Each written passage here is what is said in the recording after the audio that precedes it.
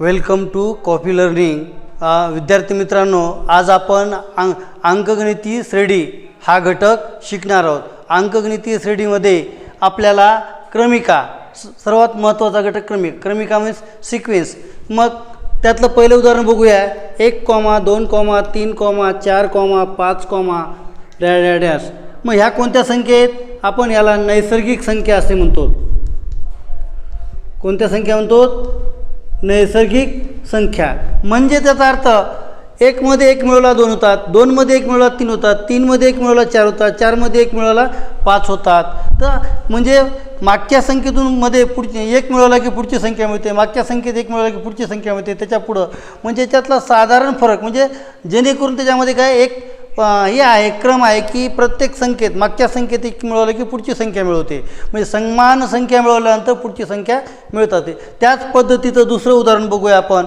2, 4, 6, 8, 10, dash या संख्यांना आपण समसंख्या म्हणतो.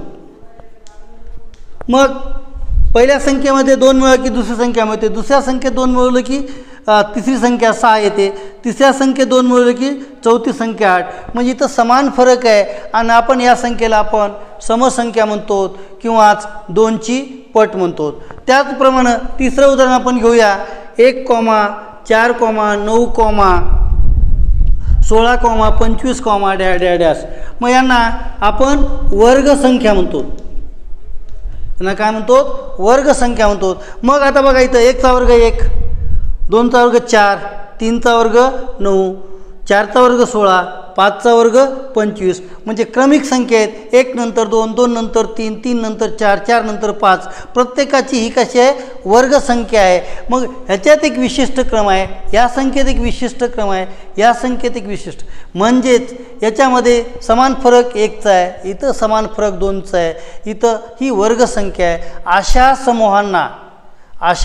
समूहांना क्रमिका असे म्हणतात. अशा समूहांना क्रमिका असे म्हणतात. म्हणजे आपण नैसर्गिक संख्यासारखे जे समूह आहेत किंवा विषम संख्यासारखे समूह आहेत किंवा वर्गसंख्यासारखे समूह आहेत किंवा समसंख्या विषम संख्येचे हे आहेत, अशा संख्यांना आपण क्रमिका असे म्हणतो. आता क्रमिकेतल्या पहिल्या पदाला ए म्हणूया, दुसऱ्या पदाला, आता पहिल्या पदाला ए म्हणल्यानंतर A1 म्हणा, दुसऱ्या पदाला A2 म्हणा, तिसऱ्या पदाला A3 म्हणा, A4 म्हणा, चौथ्या पदाला अप टू द AN. मग आपण ही क्रमिकेतली पहिलं पद आहेत. A1, A2, A3, A4, dash AN. आता हिला आपण क्रमिका म्हणतो. आता क्रमिकेतील पद आहे त्याला आपण F1 म्हणा, F2 म्हणा, F3 म्हणा, F4 म्हणा, अप टू द FN. म्हणजेच आपल्याला क्रमिकेतली पदं F1, F2, F3 up to the FN. मग क्रमिका कशाला म्हणतात? उदाहरण नंबर 1, उदाहरण नंबर 2, उदाहरण नंबर 3 जी उदाहरणं आहेत, नैसर्गिक संख्या आहे, समसंख्या आहे, वर्गसंख्या, अशा समूहांना क्रमिका असे म्हणतात. आता आपण काय बघितलेलं आहे? क्रमिका बघितलेली आहे. आता क्रमिकेतील पदं बघायची आहेत. Terms in a sequence. Terms in a सिक्वेन्समध्ये पहिलं उदाहरण बघूया. 1, 4, 7, 10, 13, डॅश. तर त्यानंतर आपण दुसरं पद हे उदाहरण बघूया. पहिलं उदाहरण बघितलं, दुसरं उदाहरण 6, 12, 18, 24, डॅश. तिसरं उदाहरण मी लिहितो इथं 3, 3, डॅश. आता चौथं उदाहरण इथं लिहितो मी की -1, -1.5, -2, -2.5 अप टू डॅश. आता पाचवं उदाहरण बघूया. पाचवं उदाहरण लिहितो मी 4, 14, 64, डॅश. सहावं उदाहरण मी बघतो 1 चा घन, 2 चा घन, 3 चा घन, 4 चा घन, डॅश. आता लक्ष द्या, पहिलं उदाहरण आहे आपण 1,4,7,10,13. आता पहिलं पद, पहिल्या पदातून म्हणजे पहिलं पद 1 आहे, दुसरं पद 4 आहे, दुसऱ्या पदातून पहिलं पद वजा करा, 4मधून 1 गेला, 3 राहिले. आता तिसऱ्या पदातून दुसरं पद वजा करा, 7मधून 4 गेले, 3 राहिले. आता चौथ्या पदातून तिसरं पद वजा करा, 10मधून 7 गेले, 3 राहिले. आणि 13तून 10 गेले, 3 राहिले. म्हणजे इथं साधारण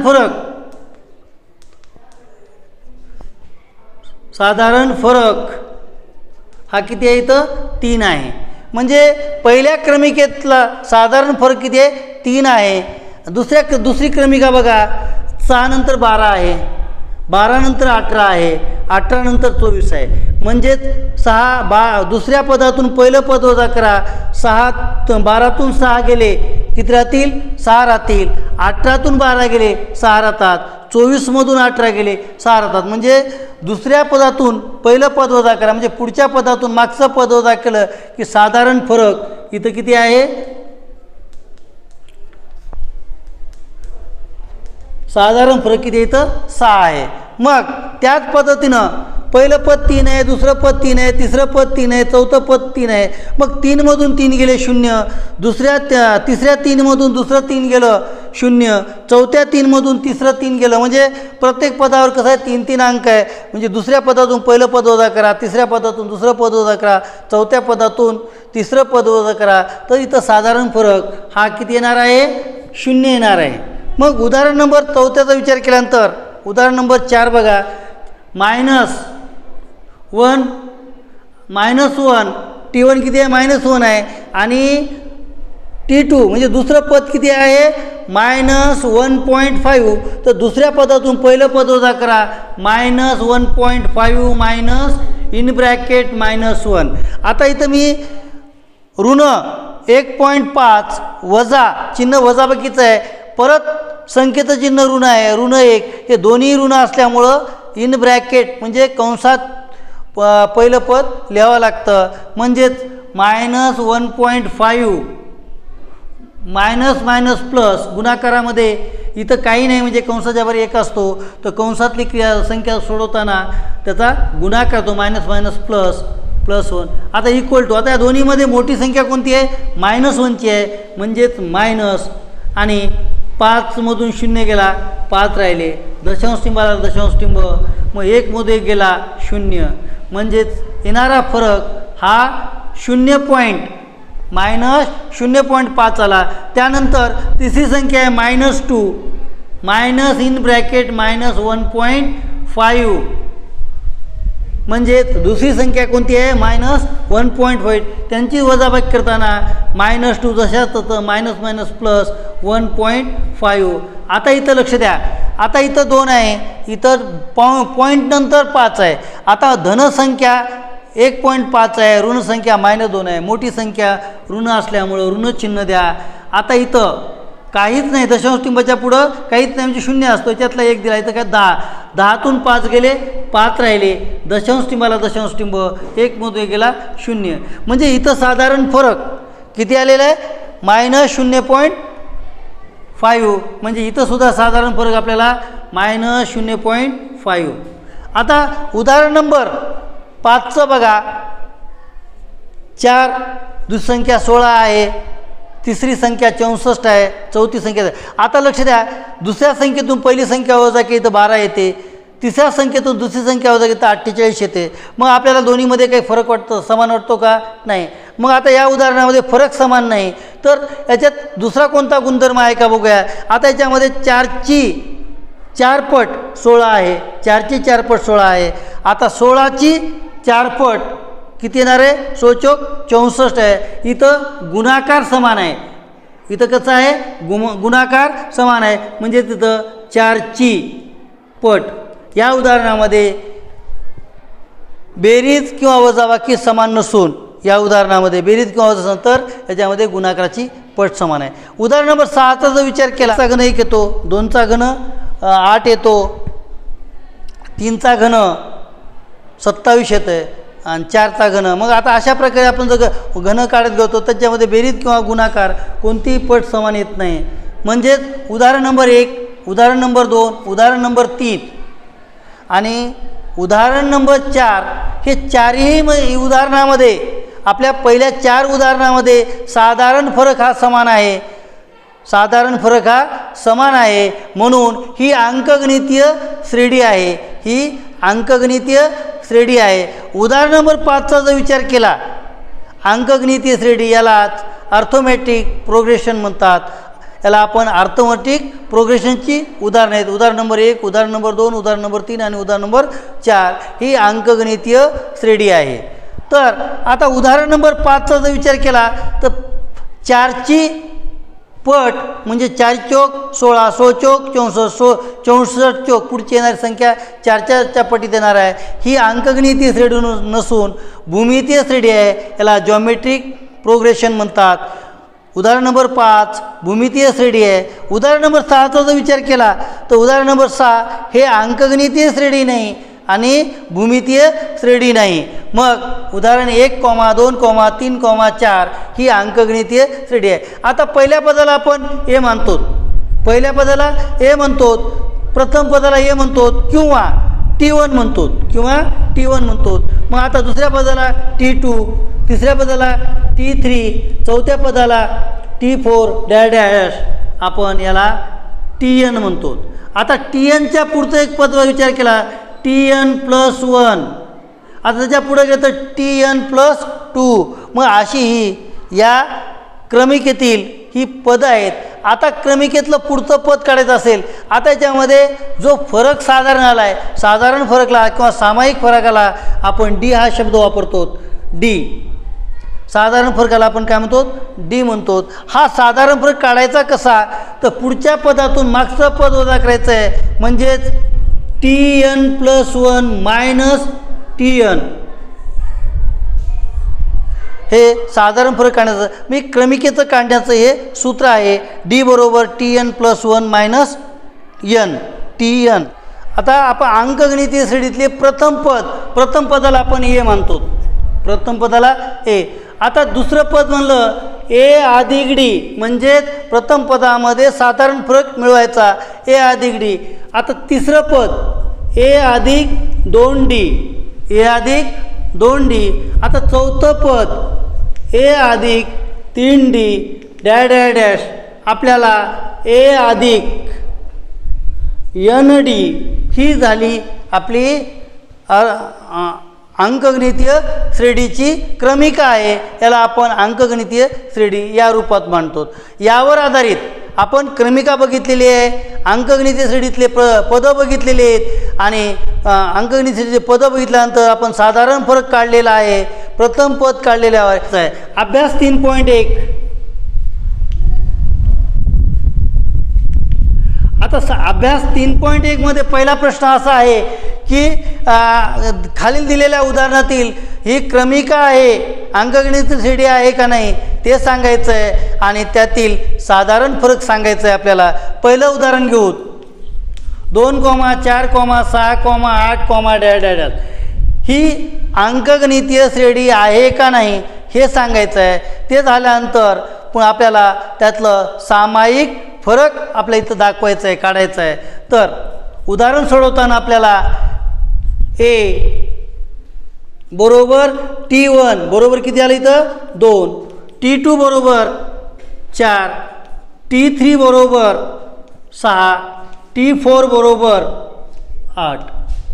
मग आपल्याला इथं साधारण फरक एक काढून चालेल का? किमान दुसऱ्या संख्येतून पहिली संख्या वजा करा, तिसऱ्या संख्येतून दुसरी संख्या वजा करा, चौथ्या संख्येतून तिसरी संख्या वजा करा. तिन्ही फरक समान येत असतील तर आपल्याला ही अंकगणितीय श्रेणी आहे असं सांगता येईल. आणि साधारण फरक म्हणून साधारण फरक आपण लिहिताना D1 लिहायचं इथं आणि T2 मायनस T1. आता T2 इथं किती आहे 4 वजा T1 किती आहे इथं 2 बरोबर 4 वजा 2 किती आलं इथं उत्तर 2 आलं. मग त्याचप्रमाणे D2 काढायचं आपल्याला. T3 वजा T2 बरोबर T3 किती आहे इथं 6 वजा T2 किती आहे इथं 4 बरोबर 6मधून 4 गेले तर किती राहणार इथं 2. आता D3 बरोबर T4 मायनस T3. आता T4 किती आहे इथं 8 वजा 6. T3 किती आहे 6. 8मधून 6 गेले 2 राहिले. आता D1 D2 D3 ह्या तिन्हीचाही साधारण फरक कसा आहे समान आलेला आहे. म्हणून 2, 4, 6, 8 डॅडॅश ही अंक गणिती श्रेणी आहे. ही अंकगणितीय श्रेणी आहे.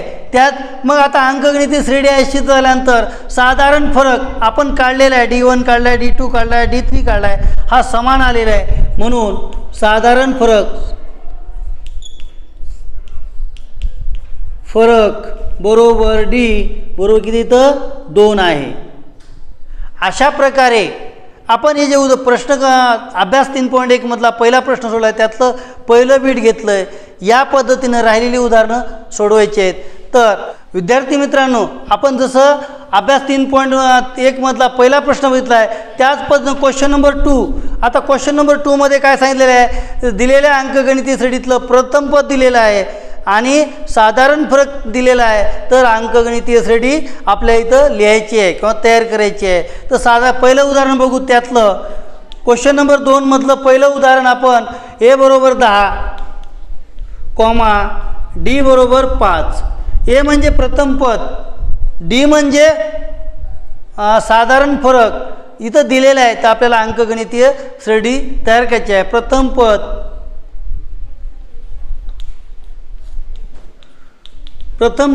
A बरोबर 10. दुसरे पद आता प्रथम पदाला पहिले पद म्हणता येतात. दुसरे पद काय येईल आपल्याला A अधिक D.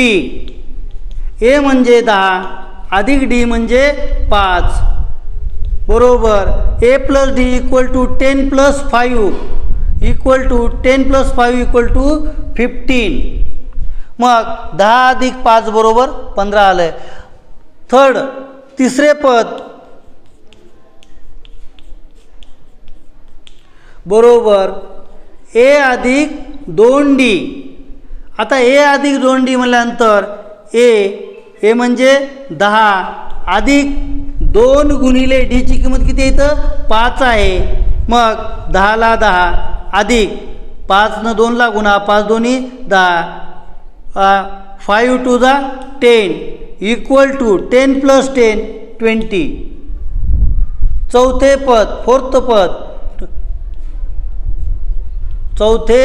पद तर चौथ्या पदामध्ये A अधिक 3D A plus 3D A means 10 plus 3 into D means 5 equal to 10 plus इथं मल्टिप्लाय करायचं आहे आपला गुणाकार करायचा आहे 5 इंटू 3 तर 5 3 जा 15 इक्वल टू 25 म्हणजे 10 अधिक 3 गुणिले 5 बरोबर 10ला 10 अधिकला अधिक 3चा पाडा 5 पर्यंत मोजा किंवा 5चा पाडा 3 पर्यंत मोजा 3 5 15. आता या दोघांची बेरीज इथं 25 येते. अशा प्रकारे अशा प्रकारे 10, 15, 20, 25, डॅश ही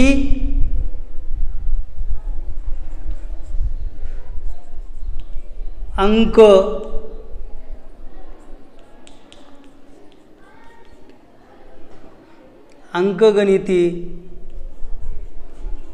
श्रेणी आहे. तर विद्यार्थी मित्रांनो आपण अभ्यास 3.1 मधला पहिला प्रश्न झाला, दुसरा प्रश्न झाला. आता तिसऱ्या प्रश्नाकडे आपण वळणार आहोत. तिसरा प्रश्न असा आहे, खाली क्रमिका दिलेली आहे, त्या क्रमिकेचं पहिलं पद आणि साधारण फरक काढायचे आहे.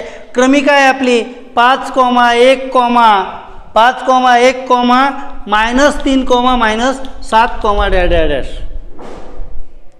तर आता या उदाहरणामध्ये आपल्याला प्रथम पद आणि सामान्य फरक काढायचे आहे. आपण प्रथम पद बरोबर ए बरोबर इथं प्रथम पद किती आहे? इथं 5 आहे. ए बरोबर 5. आपण याला T1 म्हणू शकतो, ए म्हणू शकतो प्रथम पदाला. तर आता आपल्याला इथं T1 बरोबर 5, T2 बरोबर 1, T3 बरोबर -3, T4 बरोबर -7. मग आता आपल्या इथं साधारण फरक काढायचा आहे.